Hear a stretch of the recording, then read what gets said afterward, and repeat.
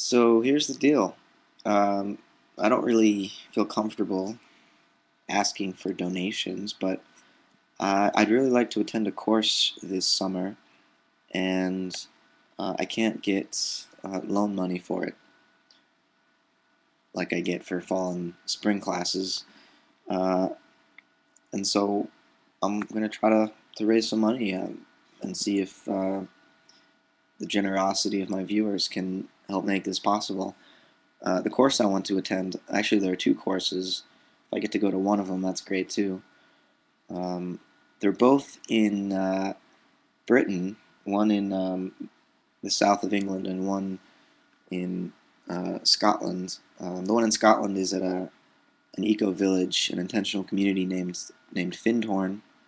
It's a 12-day uh, course where there's lectures, workshops, um, permaculture, education, a whole variety of different things, basically geared toward educating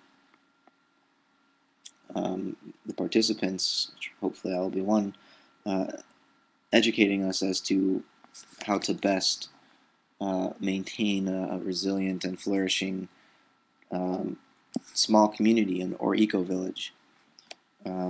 Personally, I think that eco villages, meaning small, um, self-subsisting uh, groups of people who work for each other, sort of like a commune.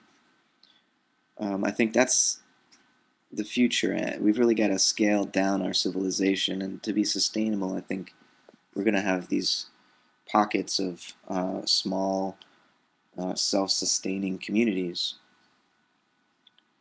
certainly who will interact with each other through some sort of a global communications network. But in terms of local life, day-to-day life, our food is going to have to be produced, within a few miles of where people live, if not closer than that. Um, so I want to go learn how to do that.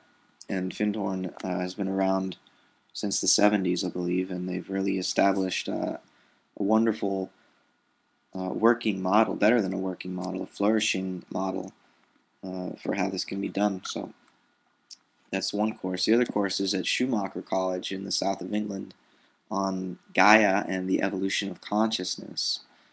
Um, One of my professors at CIIS, Sean Kelly, is among three professors teaching the course. There's Sean Rupert Sheldrake, a biologist, and Stephen Harding, another biologist. It's a 2-week course about the transformation of human consciousness that has occurred along with our increased scientific understanding of our planetary context. The Gaia theory, James Lovelock's Gaia theory, whom Stephen Harding studied with, shows that the Earth is itself a single, self-regulating superorganism.